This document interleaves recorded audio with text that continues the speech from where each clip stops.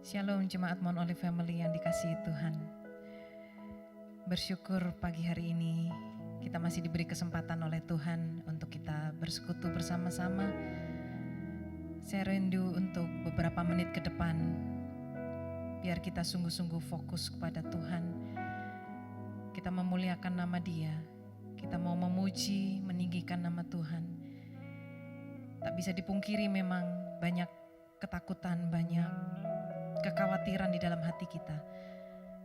Namun biarlah saat ini kita ambil waktu untuk kita sungguh-sungguh memuji Dia, sungguh-sungguh datang kepada Tuhan.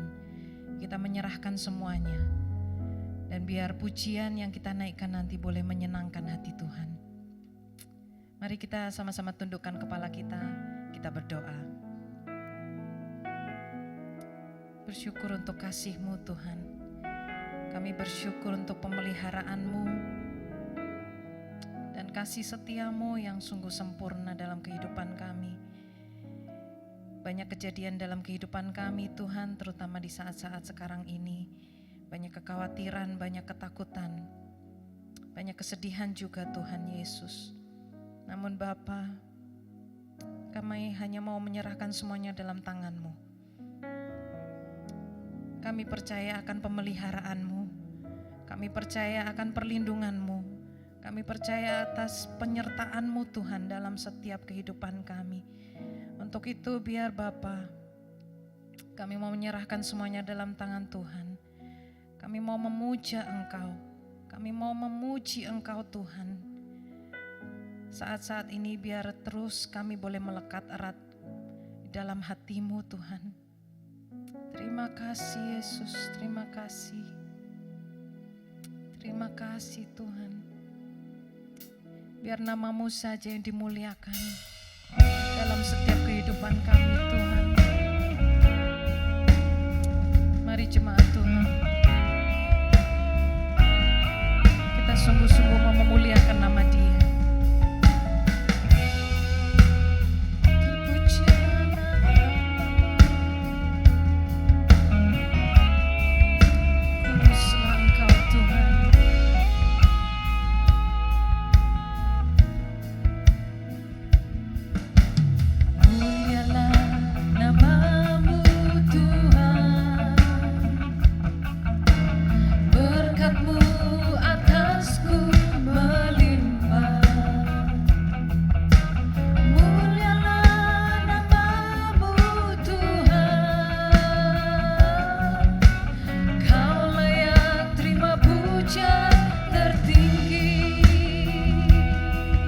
Katakan lagi, mulialah nama-Mu Tuhan.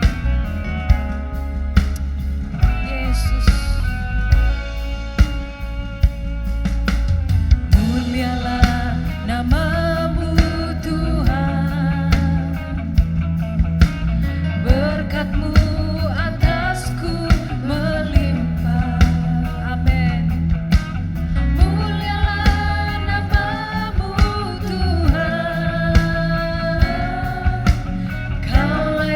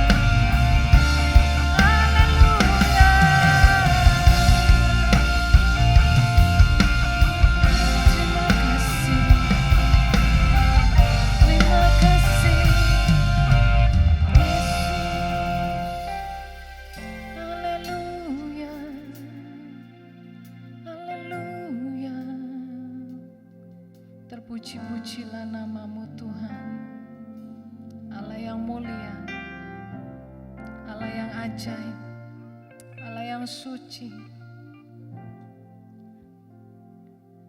Terima kasih Yesus. Biar hidup kami serahkan dalam tangan-Mu saja Bapa. Biar Engkau yang memimpin hidup kami. Dan biar pujian yang kami naikkan sungguh boleh menyenangkan hati-Mu Tuhan. Terpujilah nama-Mu Tuhan Yesus. Amin. Berikan sorak-sorai buat Tuhan kita. Haleluya. Ajaib Engkau Tuhan. Sungguh tak terbayang kebesaran-Mu, tak terbanding kekuatan-Mu Tuhan. Kau Allah yang mulia, Kau Allah yang ajaib. Mari dengan segenap hati kita naikkan pujian ini.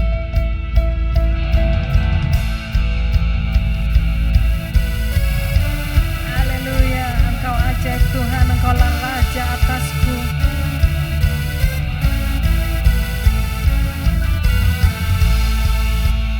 Haleluya.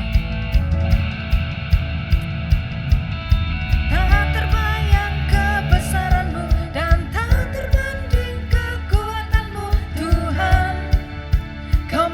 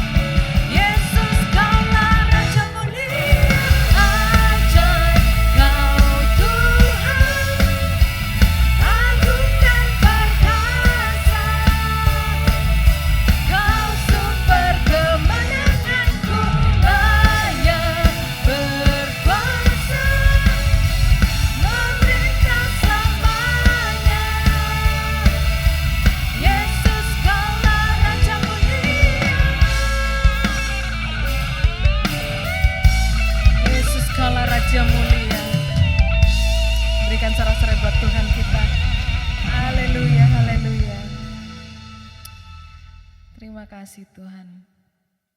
Biar beberapa menit ke depan Tuhan Yesus, Engkau yang mengajarkan kepada kami.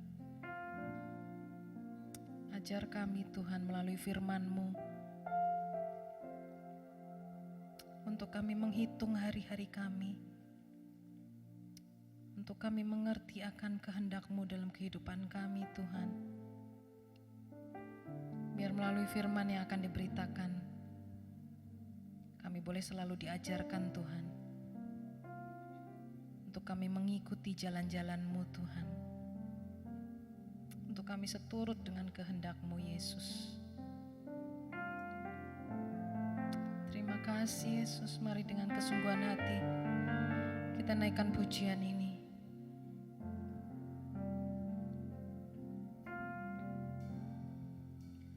Ajar kami Tuhan menghitung hari-hari, agar kami beroleh hati bijaksana.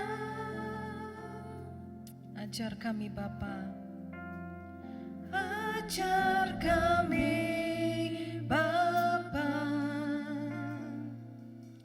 hidup dalam jalan-Mu, agar semua rencana-Mu digenapi.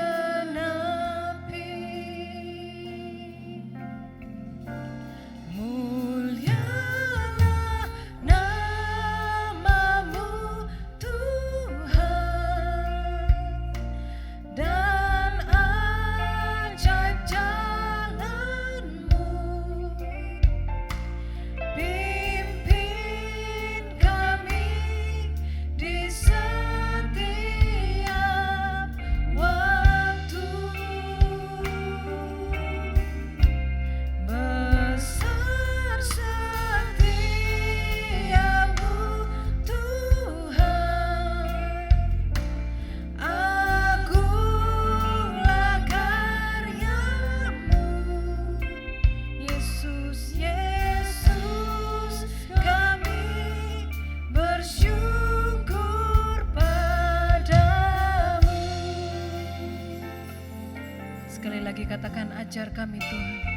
Ajar kami Tuhan menghitung hari-hari, agar kami beroleh hati bijaksana.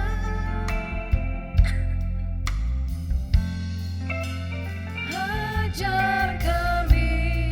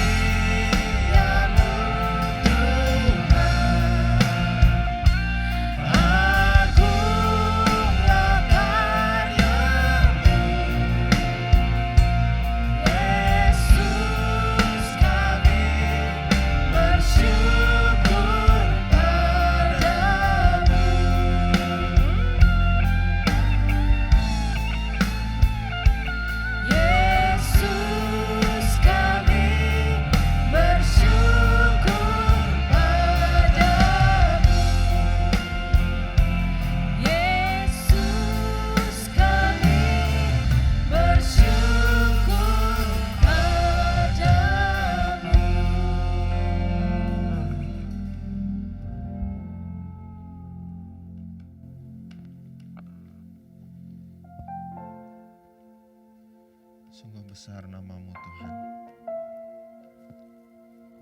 Terpuji-pujilah Engkau ya Tuhan. Terima kasih Tuhan Yesus. Terima kasih Tuhan. Sebentar kalau kami akan mendengarkan firman-Mu Tuhan.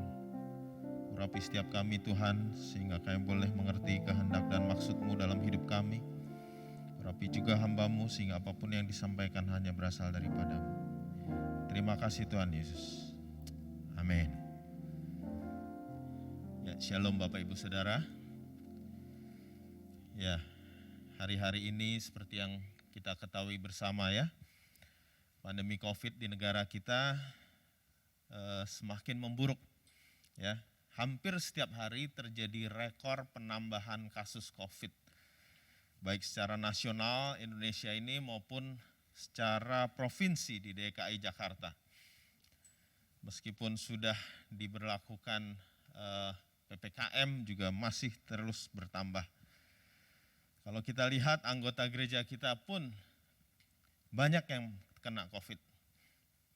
Kalau sebelumnya dalam periode sejak awal COVID hingga Mei 2021 kemarin, paling nggak sampai 10 orang.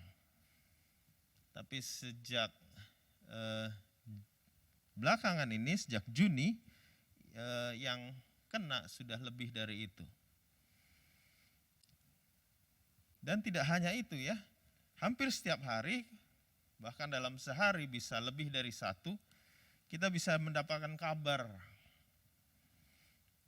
Ada teman atau kenalan atau saudara dari kenalan-kenalan kita yang kena COVID, bahkan nggak sedikit yang meninggal. Kalau di WA group kita dengar, kita bisa baca si A meninggal, si B meninggal. Bahkan kalau kita perhatikan pengumuman di masjid-masjid di dekat rumah kita, hampir setiap hari ada pengumuman yang meninggal dunia. Bahkan sehari bisa lebih dari satu. Berarti di sekitar kita makin banyak penderita COVID yang meninggal. Banyaknya penderita COVID ini menyebabkan rumah sakit penuh. Jadi kalau orang yang sakit butuh perawatan di rumah sakit, itu sulit sekali. Atau bahkan hampir nggak mungkin mendapatkan tempat. Ketersediaan oksigen juga yang di dalam tangki semakin sulit didapatkan. Kalaupun ada, harganya juga melonjak mahal. Bahkan obat-obatan yang dikatakan mampu menolong, membantu kesembuhan penderita COVID juga sudah mulai sulit didapatkan di pasaran. Kalau ada pun harganya juga berkali-kali lipat lebih mahal. Vitamin juga demikian. Bahkan saya dengar ada yang mengatakan paracetamol yang biasa kita temukan dengan mudah di apotik maupun di minimarket, bahkan di warung-warung, sekarang sulit ditemukan. Hal ini membuat orang yang kena COVID semakin sulit. Mereka sulit mendapatkan pertolongan medis, sulit mendapatkan oksigen, sulit mendapatkan obat. Bahkan orang yang punya uang sekalipun juga sulit mendapatkannya. Bisa punya uang untuk bayar tapi tempatnya nggak ada, barangnya nggak ada. Keadaan seperti ini tentu membuat banyak orang menjadi putus asa. Ada mungkin yang anggota keluarganya atau dirinya sendiri kena COVID. Karena sulit mendapatkan bantuan medis, sulit mendapatkan oksigen, sulit mendapatkan obat, vitamin. Mereka akhirnya nyerah. Mereka nggak lagi bisa berusaha untuk mendapatkan yang dibutuhkan. Bahkan kalau kita baca di berita-berita, tidak sedikit yang ambil jalan pintas. Mereka mengakhiri hidupnya sendiri. Karena merasa tidak ada harapan lagi untuk sembuh. Menyerah, cari jalan pintas. Dan tidak sedikit yang menyalahkan Tuhan. Itulah yang banyak dilakukan oleh orang-orang. Ketika menghadapi masalah yang seakan-akan tidak ada jalan keluar. Kita akan coba baca di dalam Alkitab 2 Raja-Raja 6, 2 Raja-Raja 6 ayat 24 sampai 33. 2 Raja-Raja 6 ayat 24 sampai 33. Tindakan Elisa pada waktu Samaria dikepung. Sesudah itu, Ben-Hadad Raja Aram menghimpunkan seluruh tentaranya, lalu maju mengepung Samaria. Maka terjadilah kelaparan hebat di Samaria selama mereka mengepungnya, sehingga sebuah kepala keledai berharga 80 sikal perak dan seperempat kap tahi merpati berharga 5 sikal perak. Suatu kali ketika Raja Israel berjalan di atas tembok, datanglah seorang perempuan mengadukan halnya kepada raja sambil berseru, "Tolonglah ya tuanku raja." Jawabnya, "Jika Tuhan tidak menolong engkau, dengan apakah aku dapat menolong engkau? Dengan hasil pengirikankah atau hasil pemerasan anggur?" Kemudian bertanyalah raja kepadanya, "Ada apa?" Jawab perempuan itu, "Perempuan ini berkata kepadaku, 'Berilah anakmu laki-laki supaya kita makan dia pada hari ini, dan besok akan kita makan anakku laki-laki.' Jadi kami memasak anakku dan memakan dia. Tetapi ketika aku berkata kepadanya pada hari berikutnya, 'Berilah anakmu supaya kita makan dia,' maka perempuan ini menyembunyikan anaknya. Tatkala raja mendengar perkataan perempuan itu, dikoyakkannyalah pakaiannya, dan sedang ia berjalan di atas tembok, kelihatanlah kepada orang banyak bahwa ia memakai kain kabung pada kulit tubuhnya. Lalu berkatalah raja, 'Beginilah kiranya Allah menghukum aku, bahkan lebih daripada itu, jika masih tinggal kepala Elisa bin Safat di atas tubuhnya pada hari ini.' Adapun Elisa duduk-duduk di rumahnya dan para tua-tua duduk bersama-sama dia. Raja menyuruh seorang berjalan mendahuluinya, tetapi sebelum suruhan itu sampai kepada Elisa, Elisa sudah berkata kepada para tua-tua itu, 'Tahukah kamu bahwa si pembunuh itu menyuruh orang untuk memenggal aku? Awas-awaslah, apabila suruhan itu datang, segeralah tutup pintu dan tahanlah dia supaya orang itu jangan masuk. Bukankah sudah kedengaran bunyi langkah tuannya di belakangnya?' Selagi ia berbicara dengan mereka, datanglah raja mendapatkan dia, berkatalah raja kepadanya, 'Sesungguhnya malapetaka ini adalah daripada Tuhan. Mengapakah aku berharap kepada Tuhan lagi?' Ya, kalau kita baca ayat-ayat ini,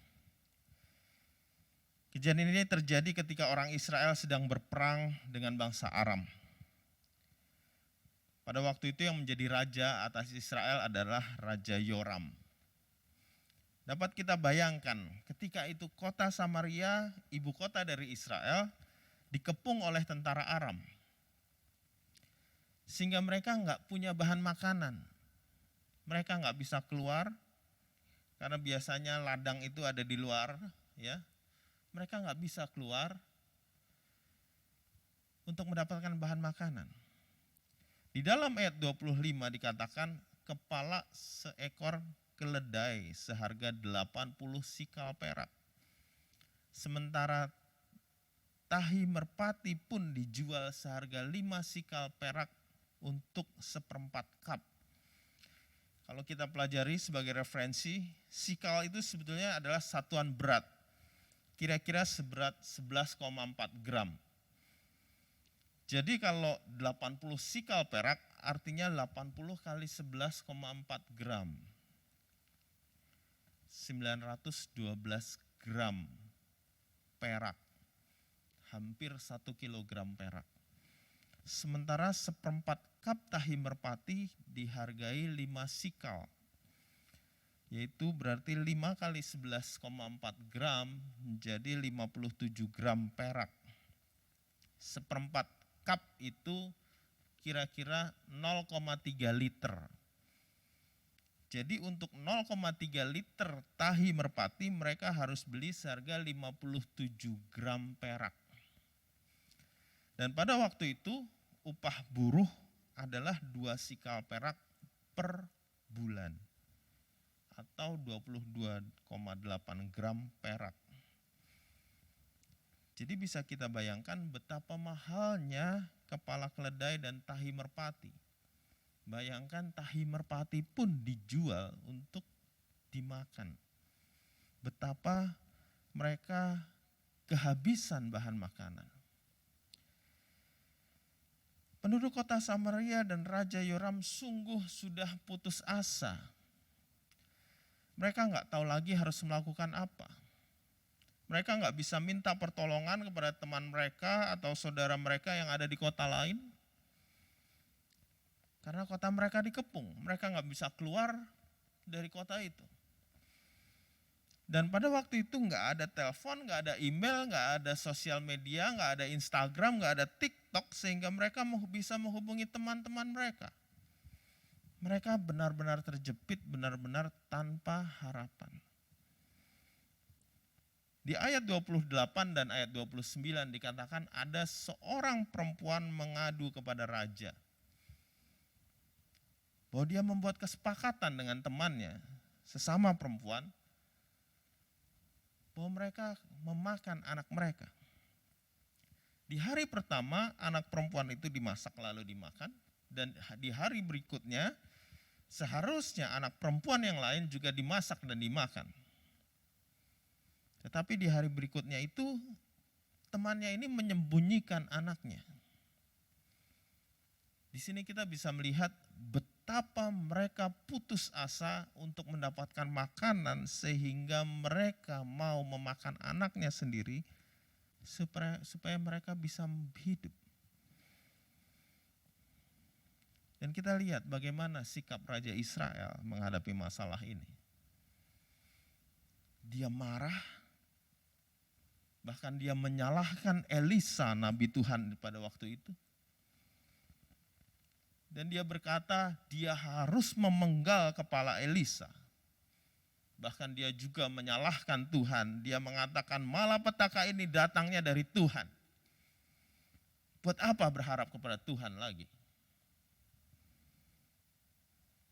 Kalau kita perhatikan keadaan pada waktu itu, mungkin bisa dikatakan mirip dengan saat sekarang ini. Begitu banyak orang yang marah, begitu banyak orang yang menyalahkan orang lain, begitu banyak orang yang menyalahkan Tuhan. Mereka berkata, di mana Tuhan? Katanya Tuhan ada. Kenapa Tuhan membiarkan ada pandemi COVID seperti ini? Saat ini mungkin bukan kelaparan yang dihadapi oleh orang-orang. Tapi bagi beberapa orang, bagi sebagian orang, iya. Mereka kehilangan pekerjaan, mereka kehilangan pendapatan mereka nggak bisa lagi beli bahan makanan. Mereka menderita kelaparan untuk sebagian orang. Untuk sebagian yang lainnya mungkin tidak. Tapi banyak orang kesulitan mendapatkan obat, kesulitan mendapatkan oksigen, dan kesulitan mendapatkan tempat di rumah sakit. Itulah yang banyak dilakukan oleh orang. Coba kita lihat contoh lain di dalam Alkitab, di dalam 1 Raja-Raja 19. 1 Raja-Raja 19 ayat 1 sampai 4. 1 Raja-Raja 19 ayat 1 sampai 4. Elia ke Gunung Horeb.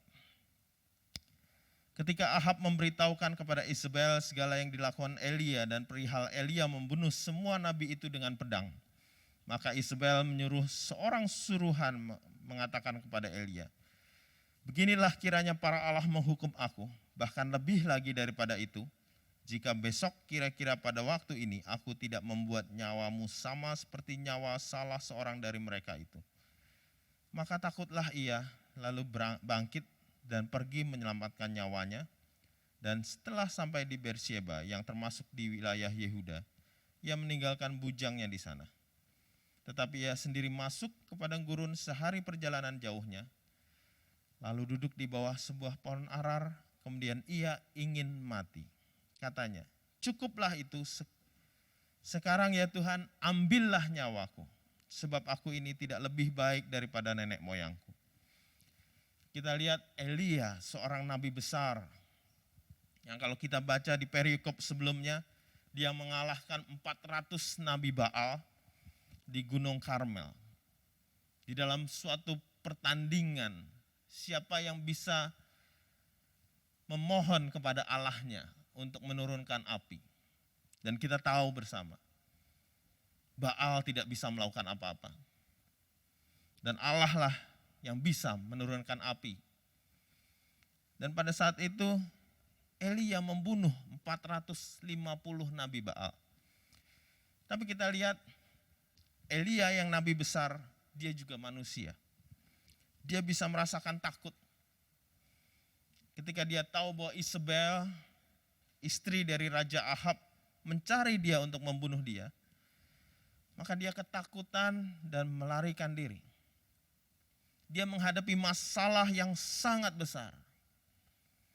Enggak ada orang yang bisa menyelamatkan dia dari kejaran Isabel. Di ayat 4, dia sudah menyerah, putus asa. Dia pengen mati aja. Malah dia berkata kepada Tuhan, Tuhan cabutlah nyawaku.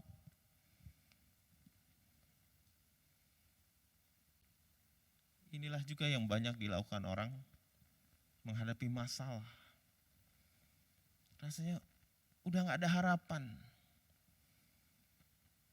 Udah mati aja lah. Mendingan udah pergi aja dari dunia ini, mati aja. Coba kita buka kembali dalam Alkitab kita, Lukas 8 ayat 22 sampai 24. Lukas 8 ayat 22 sampai 24. Angin ribut diredakan. Pada suatu hari Yesus naik ke dalam perahu bersama-sama dengan murid-muridnya. Dan ia berkata kepada mereka, marilah kita bertolak ke seberang danau. Lalu bertolaklah mereka, dan ketika mereka sedang berlayar, Yesus tidur. Sekonyong-konyong turunlah taufan ke danau, sehingga perahu itu kemasukan air dan mereka berada dalam bahaya. Maka datanglah murid-muridnya membangunkan dia, katanya, Guru, Guru, kita binasa.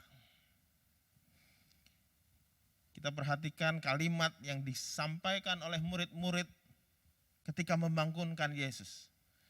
Dia berkata, Guru, Guru, kita binasa.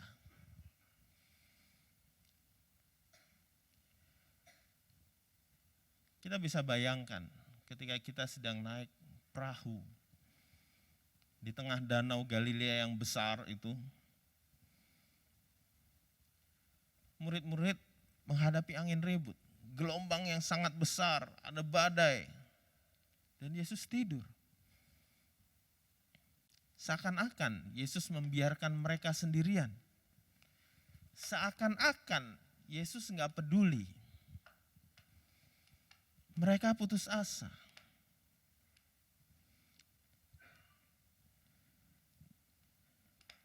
Sehingga mereka mengatakan bahwa mereka akan binasa. Dari ayat-ayat tadi yang kita baca, bangsa Israel pada waktu menghadapi masalah, tidak ada jalan keluar. Enggak ada bahan makanan. Bahkan mereka memakan anak mereka sendiri. Raja Yoram menyalahkan Elisa dan menyalahkan Tuhan. Elia dikejar-kejar oleh Isabel. Dia menghadapi kesulitan yang besar. Gak ada orang yang bisa menolong dia. Dia harus lari. Dan Elia merasa ingin mati saja.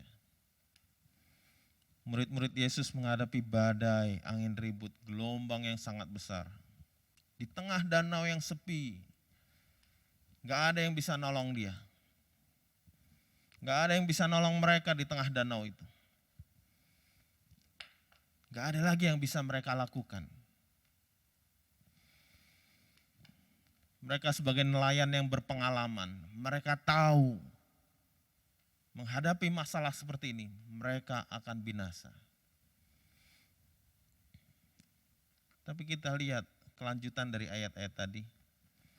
Kalau kita baca kelanjutannya di dalam 2 Raja-Raja 7 ayat 1 sampai 20. Kita nggak usah baca semuanya. Kita baca ayat 1. Elisa berkata, dengarlah firman Tuhan. Beginilah firman Tuhan, besok kira-kira waktu ini sesukat tepung yang terbaik akan berharga sesikal dan 2 sukat jelai akan berharga sesikal di pintu gerbang Samaria. Kalau kita baca terus sampai ayat 20, kita tahu peristiwa ini. Ada 4 orang kusta, mereka biasa duduk di luar gerbang kota. Karena orang kusta ini nggak boleh masuk ke kota. Mereka mikir gimana caranya untuk dapetin makan. Mereka diam di depan pintu gerbang nggak dapat makan. Kalau mereka masuk ke dalam kota sama aja nggak ada makanan. Satu-satunya cara ya sudah. Coba aja kita keluar, pergi meninggalkan kota. Kalau misalnya pun harus mati dibunuh oleh orang Aram, ya sudah matilah. Tapi siapa tahu orang Aram berbaik hati kasih mereka makan. Itu yang dipikirkan mereka.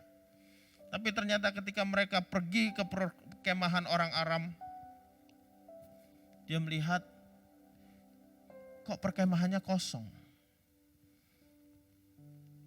Barang-barang bergeletakan begitu saja dan tidak ada satu orang pun.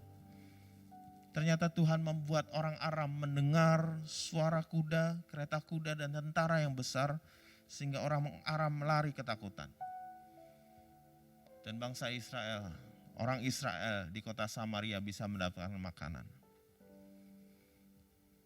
Kita lihat kelanjutan dari Nabi Elia. 1 Raja-Raja 2 ayat 19 pasal 19 ayat 5 sampai 8. Sesudah itu ia berbaring dan tidur di bawah pohon arar itu. Tetapi tiba-tiba seorang malaikat menyentuh dia serta berkata kepadanya, bangunlah, makanlah. Ketika ia melihat sekitarnya, maka pada sebelah kepalanya ada roti bakar dan sebuah kendi berisi air. Lalu ia makan dan minum, kemudian berbaring pula. Tetapi malaikat Tuhan datang untuk kedua kalinya dan menyentuh dia serta berkata, bangunlah, makanlah, sebab kalau tidak perjalananmu nanti terlalu jauh bagimu. Maka bangunlah ia lalu makan dan minum, dan oleh kekuatan makanan itu ia dapat berjalan 40 hari 40 malam lamanya sampai ke gunung Allah, yakni gunung Horeb. Kita lihat Tuhan mengirimkan malaikatnya untuk memberi Elia makan dan minum. Bahkan sampai 2 kali dikasih makan. Dan oleh makanan itu Elia mendapatkan kekuatan yang baru. Dia bisa pergi berjalan 40 hari 40 malam untuk pergi ke gunung Horeb. Dan kalau kita baca ayat-ayat selanjutnya, di sanalah di gunung Horeb lah dia bertemu dengan Tuhan. Dan tidak lama setelah itu ia diangkat naik ke surga. Bagaimana kelanjutan dari murid-murid Yesus? Kita baca Lukas 8 ayat 24 sampai 25. Ia pun bangun lalu menghardik angin dan air yang mengamuk itu. Dan angin dan air itu pun reda dan danau itu menjadi teduh. Lalu katanya kepada mereka, di manakah kepercayaanmu? Maka takutlah mereka dan heran. Lalu berkata seorang kepada yang lain, siapa gerangan orang ini? Sehingga ia memberi perintah kepada angin dan air dan mereka taat kepadanya. Kita lihat ketika murid-murid datang kepada Yesus, Yesus bertindak. Dia menghardik angin ribut sehingga danau menjadi tenang. murid-murid tidak jadi binasa. Hari ini kita semua belajar untuk tidak menyerah kepada keadaan yang ada. Mungkin ada yang menghadapi masalah kesehatan yang begitu berat. Sakit apapun, mungkin sakit COVID. Dengan segala penyakit-penyakit penyerta yang lain. Mungkin ada yang kesulitan secara ekonomi. Firman Tuhan pada hari ini berkata, jangan menyerah, jangan ambil jalan pintas. Jangan ambil jalan pintas seperti perempuan di Samaria tadi yang memakan anaknya. Jangan ambil jalan pintas supaya ingin mengakhiri hidup. Jangan juga salahkan orang lain. Apalagi jangan menyalahkan Tuhan. Justru dengan adanya masalah-masalah itu, kesulitan-kesulitan itu, biar itu semua boleh membawa kita semakin dekat kepada Tuhan. Biar kita berserah kepada kehendak Tuhan. Biar Tuhan yang mengambil alih hidup kita. Kalau kita pelajari ada perbedaan antara orang yang menyerah dan orang yang berserah kepada Tuhan. Ciri-ciri orang yang menyerah. Yang pertama, selalu merasa tidak ada harapan. Orang yang menyerah berpikir, mereka merasa tidak ada orang yang peduli, bahkan Tuhan sekalipun gak peduli. Mereka berpikir gak ada lagi jalan keluar. Mereka gak punya lagi semangat untuk berusaha. Mereka selalu berpikir, bertanya, kenapa aku harus mengalami masalah ini? Kenapa harus aku yang kena COVID? Kenapa harus anggota keluargaku yang mati karena COVID? Sementara orang yang berserah kepada Tuhan, pola pikirnya berbeda. Orang yang berserah kepada Tuhan selalu punya harapan. Orang yang berserah kepada Tuhan selalu bersyukur ada orang yang lain yang peduli. Dia tahu Tuhan peduli akan hidupnya. Orang yang berserah kepada Tuhan tahu Tuhan pasti memberi jalan keluar. Orang yang berserah kepada Tuhan selalu punya semangat untuk berusaha. Dan dia selalu tahu Tuhan punya rencana kenapa aku harus menghadapi masalah ini. Kenapa aku harus mengalami masalah yang begitu berat ini. Dia tahu Tuhan punya rencana. Jadi biar setiap kita berserah kepada Tuhan. Jangan menyerah kepada keadaan. Karena Tuhan tahu yang terbaik bagi kita. Pertolongannya gak akan pernah terlambat. Kalaupun kita atau anggota keluarga kita harus mengalami sakit penyakit. Mungkin kena COVID. Percayalah Tuhan tidak pernah meninggalkan kita. Kalaupun Tuhan izinkan ada anggota keluarga atau teman baik kita yang meninggal, entah itu karena COVID atau penyebab lain,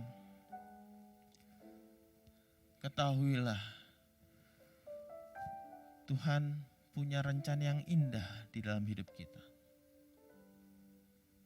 Dan kalaupun Tuhan izinkan kita pulang karena kena sakit COVID, bersyukurlah karena itu tandanya rumah kita sudah jadi.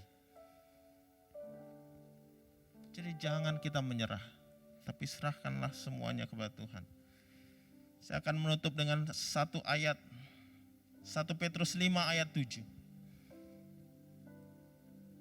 Serahkanlah segala kekhawatiranmu kepadanya, sebab Ia yang memelihara kamu. Biar setiap kita boleh berserah kepada Tuhan. Dan jangan menyerah kepada keadaan. Amin buat firman Tuhan. Sedang kita bangkit berdiri bersama-sama.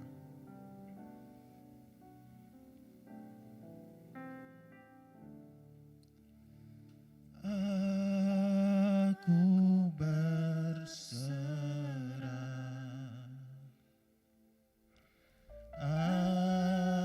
aku berserah pada Yesus Juru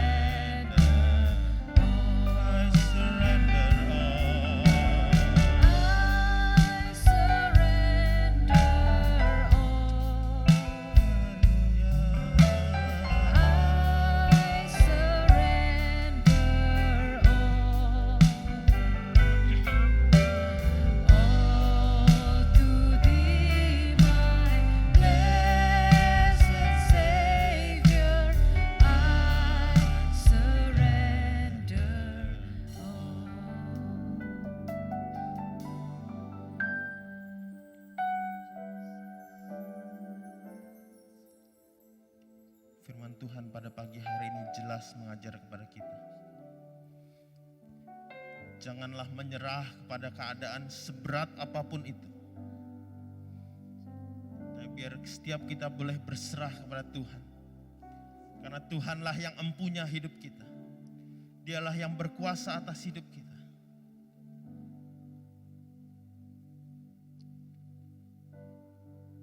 Biar Dia mengambil alih hidup kita. Biar Dia yang memegang kendali atas hidup kita. Karena Dia yang tahu yang terbaik bagi hidup kita.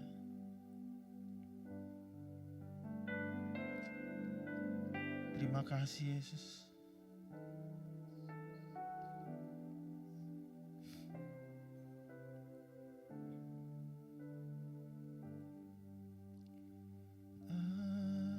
Aku berserah.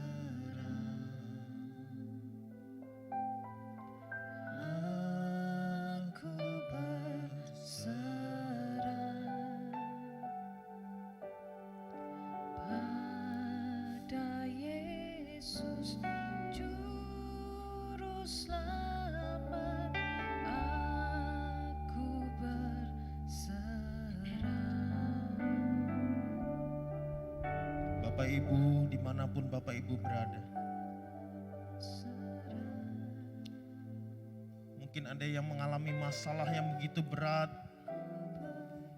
Mungkin ada yang kena sakit COVID dan sudah berat. Mungkin ada anggotanya yang kena COVID. Pada saat ini saya mengajak, berserahlah kepada Tuhan. Taruh satu tangan di dada Bapak Ibu Saudara. Dan satu tangan lagi angkat di hadapan Tuhan.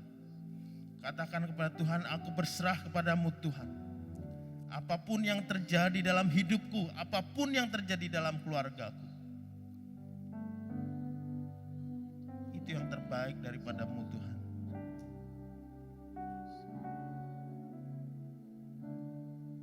Pujikan pujian ini dari dasar hati saudara.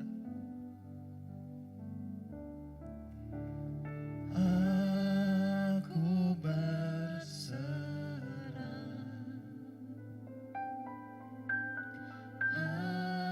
Aku berserah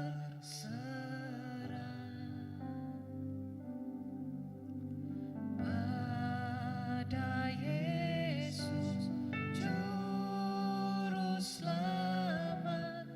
Aku berserah.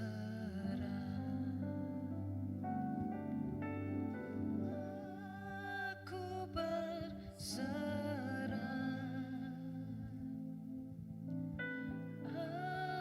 Aku berserah pada Yesus Juru Selamat. Aku berserah.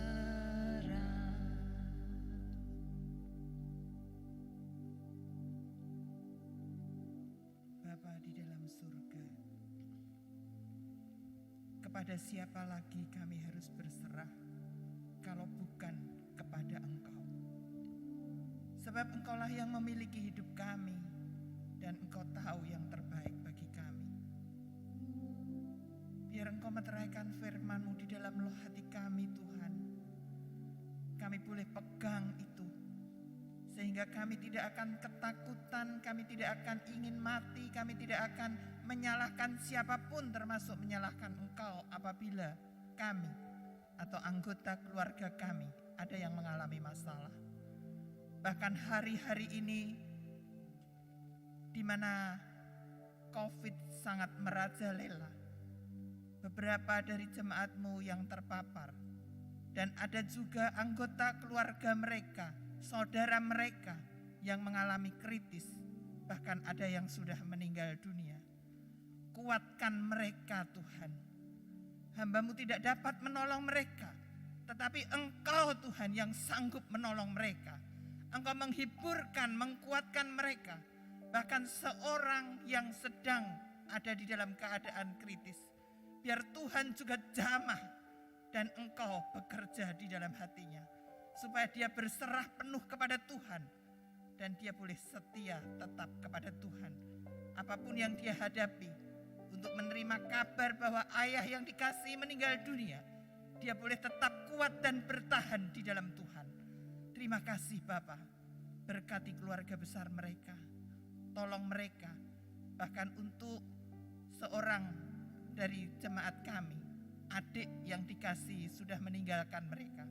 Kuatkan keluarga ini Tuhan, mereka tetap setia mencari Engkau, mereka tetap ada di dalam perlindungan dan penjagaan-Mu. Bahkan mereka tetap setia dan mengasihi Tuhan apapun yang mereka harus hadapi. Tuhan tolong kuatkan seluruh jemaat-Mu. Berkati mereka, mereka yang sedang mengangkat tangan di hadapan-Mu saat ini. Jamah hati mereka dan alirkan kekuatan-Mu di dalam hidup mereka, supaya mereka tetap berserah hanya kepada Tuhan. Tidak melihat masalah mereka, tidak melihat kesakitan mereka, tetapi mereka melihat kemuliaan-Mu. Mereka boleh tetap setia kepada-Mu dan mengasihi Engkau. Terima kasih Tuhan, terima kasih. Kalau Engkau juga sudah menolong beberapa jemaat-Mu yang menderita COVID, dan sekarang sudah mulai ada di dalam pemulihan. Sekalipun dokter berkata keadaannya mengkhawatirkan, tetapi tangan Tuhan yang kuat yang sudah menolong mereka. Terima kasih untuk apa yang Kau lakukan Tuhan. Kau masih memberikan kesempatan bagi mereka untuk mereka boleh membenahi hidup mereka semakin dapat menyenangkan hati-Mu. Berkati mereka, tolong mereka, mereka yang sudah isoman di rumah masing-masing. Kuatkan mereka bersama seluruh anggota keluarganya. Terima kasih Bapa, terima kasih. Hanya Engkau sungguh Allah yang dapat kami andalkan.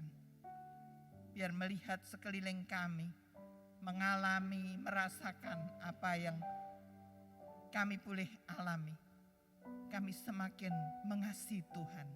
Kami semakin tahu bahwa umur kami di dunia ini sangat terbatas. Maut benar-benar sudah tinggal selangkah di depan kami.